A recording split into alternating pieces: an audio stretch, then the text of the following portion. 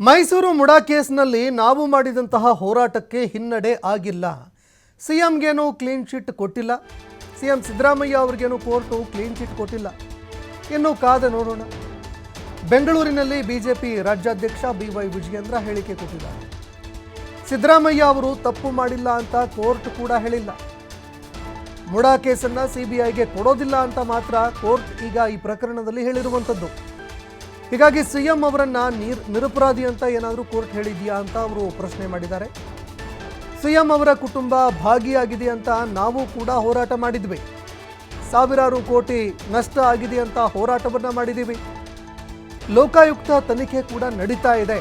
ಅವರ ತನಿಖೆ ಏನಿದೆ ಆ ತನಿಖೆ ಹೊರಬರಲಿ, ಅದಾದ ನಂತರ ಉತ್ತರ ಕೊಡ್ತೀವಿ ಅಂತ ಬಿವೈ ವಿಜಯೇಂದ್ರ ಹೇಳಿಕೆ ಕೊಟ್ಟಿದ್ದಾರೆ. ಮೈಸೂರಿನ ಮೂಡಾ ಪ್ರಕರಣದಲ್ಲಿ ಸಾಮಾಜಿಕ ಕಾರ್ಯಕರ್ತ ಸ್ನೇಹಮಯಿ ಕೃಷ್ಣ ಅವರು ರಾಜ್ಯ ಉಚ್ಚ ನ್ಯಾಯಾಲಯದಲ್ಲಿ ಏನು ಈ ಸಂಪೂರ್ಣ ಪ್ರಕರಣವನ್ನ ಸಿಬಿಐ ತನಿಖೆಗೆ ವಹಿಸಬೇಕು ಅನ್ನುವ ಅರ್ಜಿಯನ್ನು ಅವರು ಹಾಕಿದ್ರು.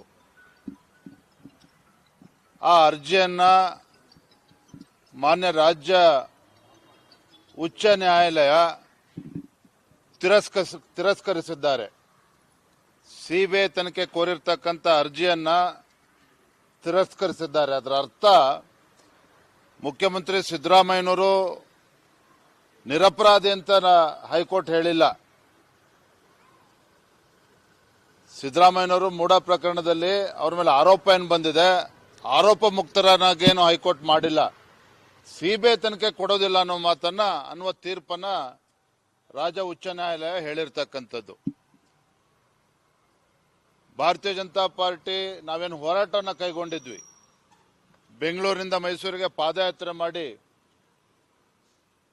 ಮುಖ್ಯಮಂತ್ರಿಗಳ ಕುಟುಂಬ ಏನು ಸಿಲುಕಾಕೊಂಡಿತ್ತು ಮೈಸೂರಿನ ಮೂಡಾ ಹಗರಣದಲ್ಲಿ, ಆ ಹೋರಾಟಕ್ಕೂ ಕೂಡ ನಮಗೇನು ಹಿನ್ನಡೆ ಆಗಿಲ್ಲ.